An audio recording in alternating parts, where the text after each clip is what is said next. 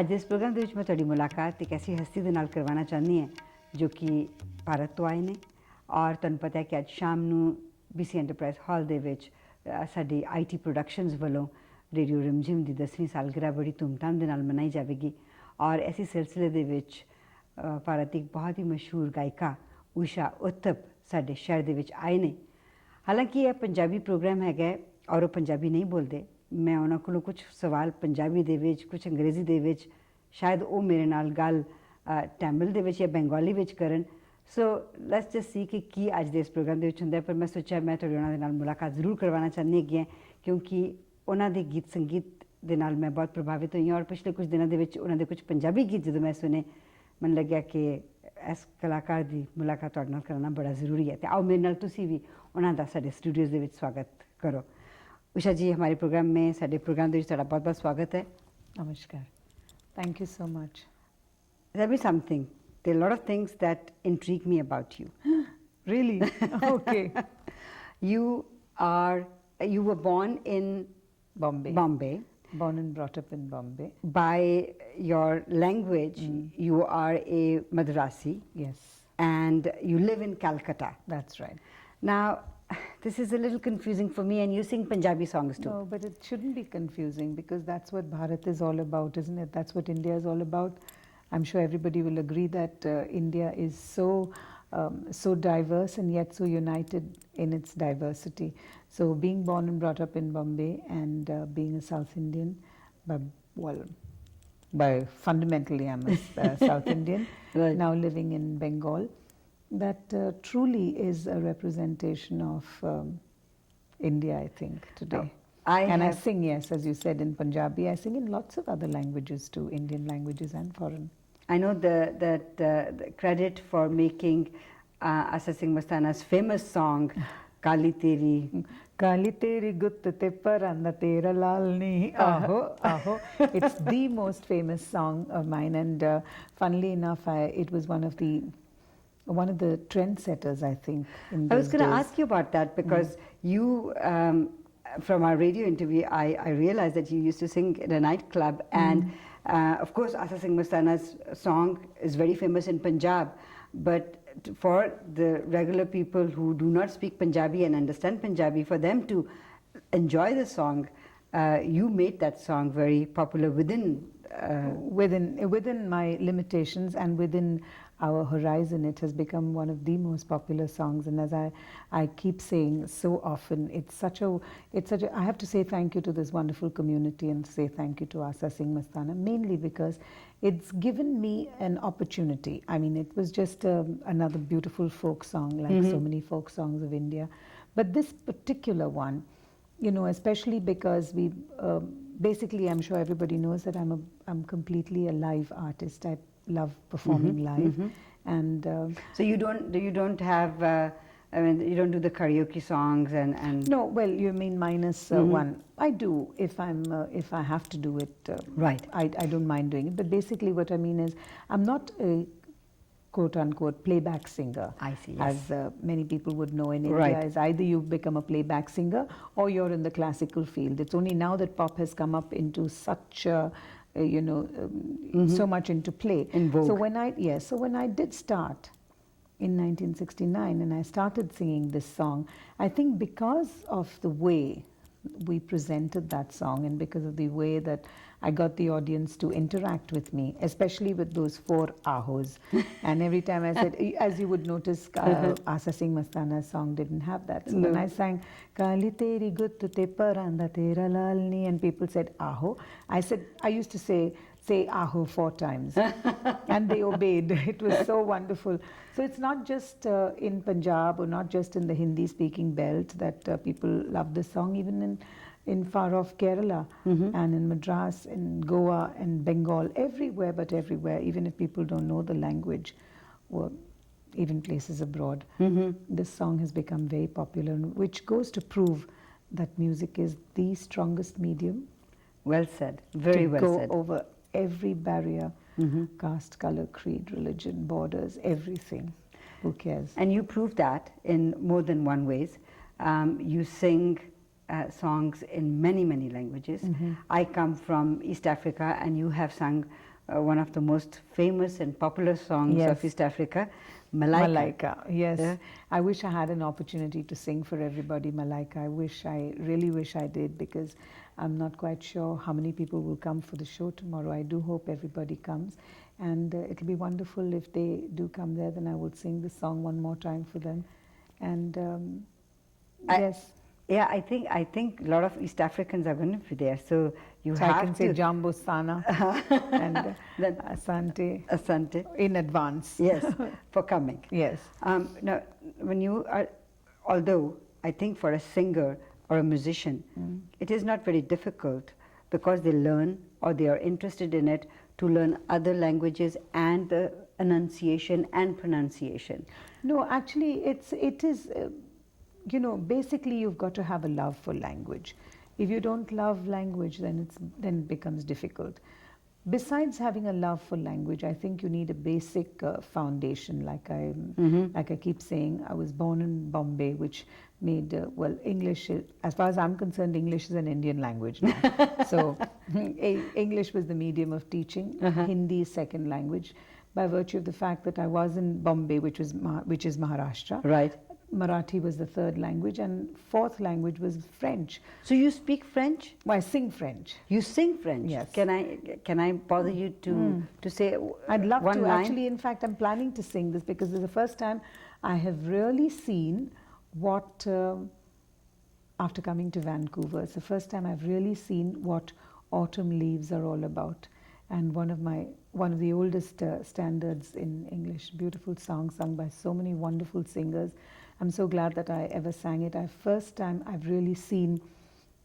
C'est une chanson qui nous ressemble, toi qui m'aimais et je t'aimais, et nous vivions tous deux ensemble, toi qui m'aimais et je t'aimais. But since you went away, the days grow long, and soon I'll hear old winter's song. But I'll miss you most of all, Sushma ji, when autumn leaves start to fall. It's a very, very famous song. Beautiful. Yeah, Very it's a lovely nice. song, and I'm sure people who know this and who come from not that kind of age, because even now people enjoy this song, will really know how excited I feel seeing all those wonderful leaves All and over the the place. beautiful trees, yeah, all over. All languages, and French being another language which is very particular about its pronunciation, it's you with such ease say those French As words. I was saying, it's because of, besides the fact that you love language, you have to have a basic foundation. And my foundation was the fact that I had already, being a South Indian, I already had Tamil. So Tamil, Malayalam, Kannada, Telugu is one way of pronouncing. Yes, You have totally the, different way. Yes, yeah, and you have the very, the harder tones, Yes, like yes. na, ala, Yes. which doesn't come probably in the other languages. But because I was born and brought up with Muslims as my neighbors, I learnt, मैं बहुत अच्छे से उर्दू भी बोल लेती हूँ, and I can get the ka, and I can get the ha and and the gham and everything. So that makes it easy for you to learn French or German. Because of them being guttural languages. Yes, so it's so amazing. In fact, I hope I get an opportunity someday to write a book on making language something that you can really love and get across. Well, it's a fact, and it's a scientific fact, that if you teach children many languages to the age of about, when they start speaking, to the age of about 5 or 6, and if they speak 4 or 5 languages, they can communicate. Yes, in fact, this is what I'm saying. It's so amazing, because I never learned Tamil. Okay, it was I just heard a smattering of it at home, because being born and brought up in Bombay. Yeah, you wouldn't we be just, speaking it. No, we just and my father actually is a mixture of Kannada and Malayalam. Oh, I see. So that it was a real conglomeration. I mean, it could become like the Tower of Babel, Right. where everything is just confused, or it could become something very beautiful. In my family, and in my case, it became something very beautiful. Well, I was just going to say that you're fortunate to be able to speak so many languages. I, to date, used to feel very, very proud that I can speak Punjabi and Hindi and a little bit of English and Gujarati and Kiswahili. It's really exciting, isn't it? And I write everything. Whatever I write down in Roman script, in English. Really? And I have my own little codes underneath. Even if I was writing a Punjabi song, like say, for example, if I was saying, Thoda thoda hasna zarur chahide. Now the hasna, you see the way you said it. Now hasna, yes, and the thing is, I get by with my expression. Many people, like if I say, "Main koi aimi cheez thodi hu," people really think that I know Punjabi and I'm a real Punjabi, like that, So when I say, so when I say, thoda thoda hasna, that I would write THODA, and under the D I would put a dot, which would make it thoda. And for hasna, I would, funnily enough, write it in Hindi. Acha. So hasna is easy. Yes. But there are so many words like dukh pedi. Okay. Now for that I have another way of writing it. Oh, I see. It's very exciting. It's really exciting. The more I go into language and the more I go into different songs. And it's so funny that I learned everything only because of my music. And because of songs. I see another profession for you right there, linguist. Absolutely. Or being a techer. If I wasn't a singer, I would have been a teacher. Teach languages. I've shown a lot of singers and a lot of people how to get ahead with communication. Through music and languages. Through music and through language. Now, what excites you when you are on the stage? What is it, as an artist, what is it that you look in your audience? It's you. Person sitting there? It's you. Yeah? It's the magic that you give me. It's the magic that you create for me. It's the magic that you would probably be able to convey to me straight away. And it's the magic that you and I can create together by giving unashamedly. My every relationship in life, in fact, my entire philosophy in life is first to give and only after that receive. And I've learned another thing when I've looked back. I realized that without even realizing it, that Mother Teresa gave me a lot of insight into something which I already believed in. I believed in the fact that you must give. And even if you don't receive every time in return. But she put it beautifully. She said, give till it hurts. And if it's true love, it must hurt.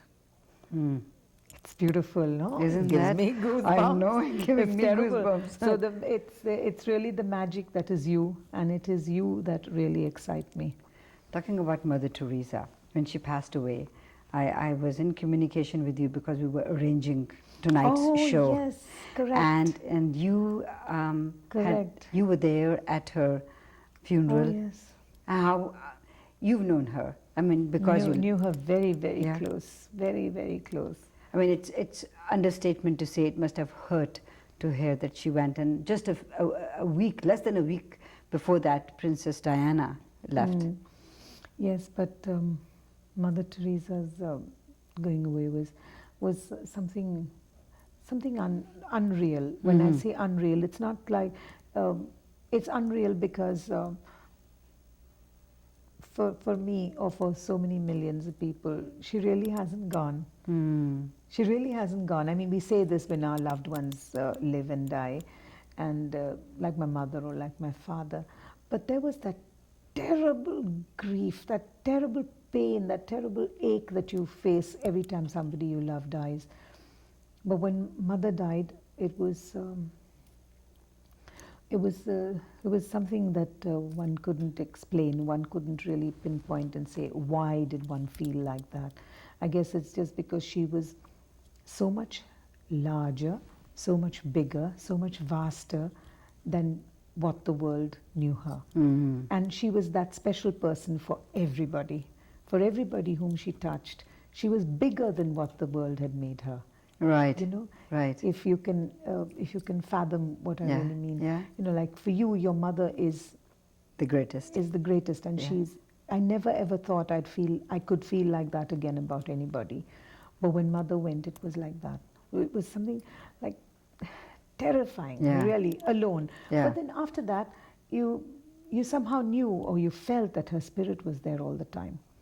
And those days that, it's a pity, I keep saying this all the time, it's a pity that unfortunately we didn't have that kind of media coverage. Right. That the world could have seen what a way she went and what kind of people came to see her and what Right. kind of queues there were and what kind of crowds there were. It's But we pity. got to see a lot of it here through But CNN. not like you saw the other things. Yeah, okay? not the other death. Yes. I understand It's what you're very trying to sad say. because I think at her funeral, correct me if I'm wrong, because this is relative. I mean, whatever I'm saying is only not to hurt anybody, but only what I have seen and what I have experienced. I think there has never ever been a getting together of world figures Right. all together at one particular time in one particular place. Moment and space and time. I don't think this has ever happened except for Mother T. So I think that kind of figure and that kind of monumental happening that happened, you know, all the entire world getting together to see this little lady, so little and so big, just going away. It was sad that the world couldn't see all that happened, and the queues and she didn't have huge big bouquets or exquisitely wrapped up bouquets of flowers and things, and we'd just seen this beautiful funeral for Princess Diana. And when you saw mothers, it's sad when people compare these things, because you don't compare these kind No, of you happenings. can't. You And it's not But even comparable. There were kids, there were grown-ups, there were old people, there were poor people. Most of the people who didn't even have slippers to wear in the queues were standing with a single flower, which is all probably that they could afford. Just one little kamal ka phool jo mara hua pada tha, because they were waiting from morning to evening to put this little flower in front of her. So it was something else. I mean, mothers. You rendered a song. Yes, and I that did, was, in fact. yeah. That was a lovely song, Yeah. and was written by one of my musicians. The music was done by him, Emil Isaacs, who plays bass guitar also, and I wrote the lyrics for it. And it was just done on the spur of the moment. When I say spur of the moment, she passed away on the 5th. On the 6th morning, we were asked by Doordarshan whether I could come and sing a song. So I sang a song in Bengali. Khub bhalo gan chilo. Shotti. And for all your Bengali viewers, I'd like to say that singing that song in Bengali was also exciting. I bet. They wanted, yes, and they wanted me to do something in English. I bet. So I wrote Yeah. this song. In both the languages. Yes, and I did one in Bengali and one in English. The English one is called The Poorest of the Poor. And yeah, it was lovely. I'm going to take you back away from that for a little while and take you to your childhood. Okay. I understand you come from a family that is music oriented. Yes, and you absolutely. learned it through your childhood. So I guess music was in your ears all the time. Yes, music was in my ears, in my brains, in my heart, in my bloodstream. I guess because my parents loved music. My father and mother listened to anything from Beethoven to Mozart to Bhimsen Joshi to Yesudas to Bade Ghulam Ali Khan to Begum Akhtar. Wow. Now, I mean, what kind of broad foundation did Yes. I get? Yes, and of course, all this plus the fact that my two sisters sang beautifully. They were the original Sami sisters in India who did a duo, act. They were Wow. very good. And I guess one of my earliest inspirations is Radio Ceylon. I hope that Radio Rimjhim can be inspiration for a lot of youngsters today. I know Radio Ceylon played a great, great part in my music. Fantastic. Which was your first hit? My first hit, actually first of all, my professional career was a complete mistake. Not mistake, sorry God, not a mistake, an accident. An accident? Yes, it was never planned. No. Okay, because while I was in school, nobody ever thought that I could sing, except that I would probably sit in the class and hum. Yeah, and play the tabla on the Yeah. table and sing a song or something like that. But that was as far as my music went. And when I did start singing, it was quite by chance. I happened to be on a vacation in Madras, and one of those rare treats. I come from a very middle class upbringing. Okay, my father was in the police, so we didn't have that kind of lots of this and lots of that. We were quite happy with whatever little we got. I'm sure you would know. Yes. And it's not like what kids have today. Oh no, spoiled brats that they are. So many clothes and so many 365 t-shirts and matching this and matching that and all sorts of things. Okay, we didn't have all those things, but we were very happy. So on one of those rare occasions when we went on a vacation to Madras, my aunt and uncle decided to take us for a treat, and we went to a restaurant called Nine Gems. Nine Gems. Can you imagine? You remember that too? Of course, it was my first appearance, so to say. I went and sang. We went over there for dinner, and my aunt said, "There's a band. Why don't you get up and sing?" So I said, "Okay." It really happened like that. Just like that. And you just got up? I got up and I sang. No feeling nervous, no nothing? I got up and I sang a song called Fever. That was my first professional song, well, so-called professional song. And I sang for about, I noticed that people clapped after I sang. So I guess they liked it. They asked me to sing one more, and I sang some more. I think I ended up singing for about maybe half an hour or something. Right. Then the owner came and said, would I sing for the entire week? So I said, love to. So I asked my parents and I asked my aunt and uncle whether it was okay. Yeah. And I sang for the whole week. At the end of the week, I got a nice Kanjivaram sari as a payment. And of course, lots of love, which you can't really balance. No, you can't. Then I got an offer to sing in a place called Savera Hotel in Madras itself. I went back to Bombay and sang in a place called Ritz Hotel. Right. From there, I got my first offer, Calcutta, which was the big thing. Right. And all the publicity and everything happened over there, really. But my biggest hit, I can't say biggest hit, I suppose recorded hit, if you want to say, I guess would be Jambalaya, which was my first disc. I have it. You do? Okay. Did you also sing a song called Black Dollar something? Greenback Dollar. Yeah. I don't believe it. I have it. Okay. So Greenback Dollar and Jambalaya was my first disc. There you go. I picked them up, and I think in would it be 78? No, 69, 72 then. I picked it up in 1972 in India. 69, 70.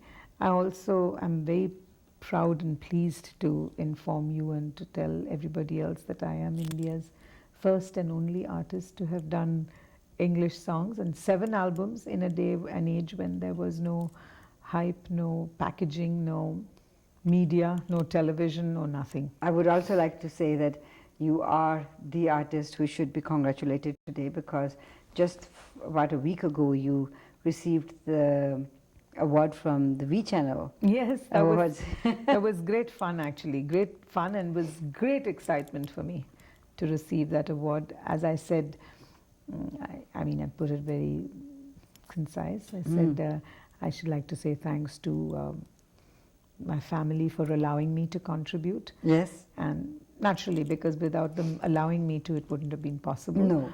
And to my musicians for helping me contribute, to my audiences for believing in my contribution, and to Channel V for recognizing that contribution. I did also say that I was sad that, not sad, hurt, I don't know what, that it took so many years. I've been around for 29 years, and at one time people just looked down and said, oh, she's a pop singer, as if it was infra-dig, to be a pop singer. And today everybody wants to be a pop singer. Wants to be a pop singer, right? So who has the last laugh? Yes, that's great actually. Lovely that Channel V decided to give the award to me, because, as I said, I think I deserve it. You certainly do, way more than that. There is one more thing which I think is our viewers would like to know.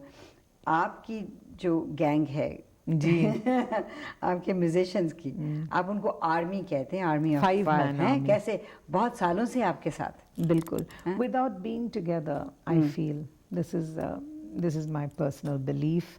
I today have the courage to face my convictions. I've always believed that one must be together.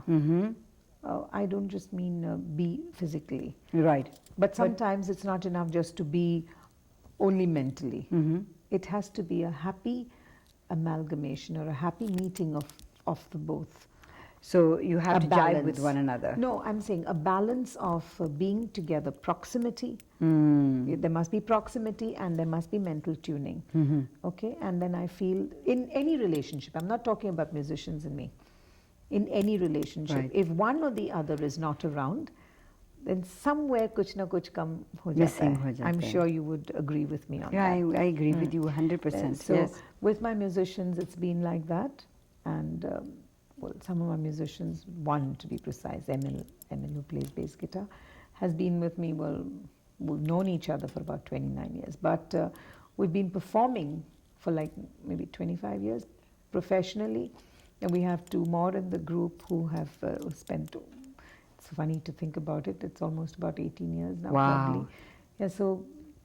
And all our guys, I mean, all have been together. Besides, they have an understanding between One another. each of them. Yes. Which is is so very important. Yes. And in today's life, I think, as you said something about karaoke, Yeah, there are karaoke. plenty of people, plenty of artists around Right. who hardly have a band. No. I mean, they pick up musicians either from the film world or wherever, and they have gig artists who perform. Not that those musicians are bad. No. I understand think what you're each saying. musician would be better than many musicians we know probably in their own field. But I do believe that being together is very, very important. I have a final question. I've got so many questions that I want to ask, and I could sit here and talk for hours. Yes, we should have 2 or 3 episodes together. I think we should do that, because I Be want to more do another interesting. program with you about the people that you have been so close to in the Bombay film industry. And I know one person for sure that you really liked very much, whose music you have really enjoyed a lot. I would like to talk to you about people that have impressed you. I presume you mean R.D. Burman. Of course. Okay.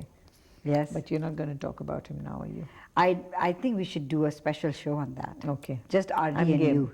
Huh? I'm game anytime. Okay. But I want everybody to know कि आज शाम 7 बजे BC enterprise hall में आप उषा उत्थुप को देखेंगे ਤੁਸੀਂ ਉਹਨਾਂ ਦੀ ਆਵਾਜ਼ ਸੁਣੋਗੇ ਮੈਨੂੰ ਪਤਾ ਹੈ ਕਿ ਉਹ ਹਿੰਦੀ ਵਿੱਚ ਵੀ ਗਾਣੇ ਗਾਉਂਦੇ ਨੇ ਪੰਜਾਬੀ ਵਿੱਚ ਵੀ ਗਾਉਂਦੇ ਨੇ ਅੰਗਰੇਜ਼ੀ ਵਿੱਚ ਵੀ ਗਾਉਂਦੇ ਨੇ ਸਵਾਹਿਲੀ ਵਿੱਚ ਵੀ ਗਾਉਂਦੇ ਨੇ ਇਸ ਤੋਂ ਇਲਾਵਾ Fiji. I forgot Fiji. Fiji, we have to. You have to tell everybody. Yes. I'm going to be singing for you in a wonderful song by a group called Kambani. You must listen to that, and to listen to that, you'll have to come to watch our show tomorrow. I would like to take this opportunity to thank you for coming to Vancouver. What do you think of Vancouver? I think, as I've always said, it's not the place that make the people, but the people that make the place. Right, and so far, the people I've met have been absolutely wonderful. Have they been feeding you? कुछ खाना पीना तो आपको सब खिलाया कुछ मिल नहीं? गया है, लेकिन यहाँ की जो beauty है is unbelievable. It's so picturesque. And as I said in your radio interview, I have never seen trees with leaves that have so many beautiful colors. Really, God is something else. And his Yes. color combinations are something else. Out of this world, isn't it? You cannot match that. You know why? Because it's a goddess. Yes. It's the goddess who looks after all of us, not You God. reckon? I You do. reckon? Oh, I know Okay. So you believe in that, do you? that. Of course I do. Yes. 100%. No, I do believe that women are Shakti. Of course. So why fight for more Shakti? We I know know it anyway. I know, we know it. We just give credit दूसरों को यूं ही दे देते Yes. हैं. सानू पता है कि किहदे पास ज़्यादा power है. But really, this is a wonderful topic to discuss some other time. I would you love must to. tell me, you really believe that God is a woman? Is a woman? Of course. I love that. I've never thought about it. Well, look at the beauty around you, right? And majority of men are colorblind. You think? Yeah. So, and I don't want to offend anybody by saying that if the creator of this universe was a man in man's form, I'm sorry, couldn't have made such beautiful things. A woman is the creator, the nurturer. So you do believe that God is a woman? Of course I do. I have to change a lot of songs that I've been singing now. You have to. Especially the gender and the grammar. I'll have to change everything. You have now. to change from he to she. Yes, but doesn't matter because God No. is universal. Yes, so. God has no form, I think, but it has got more of a female nurturing power, and it's Shakti. Okay, Shakti, yes, 100%. Hai na? Absolutely. I know that I'm going to be dancing till 1 o'clock tonight, and I know that you will be making people dance when you take that, is it called a tambourine? Tambourine. In your hand. You transform a room and it is electrifying. Thank you. I hope that electricity will go right through everybody. And it will. And thank you for coming to Vancouver, and thank you for coming for our function. Thank you very much. Thanks.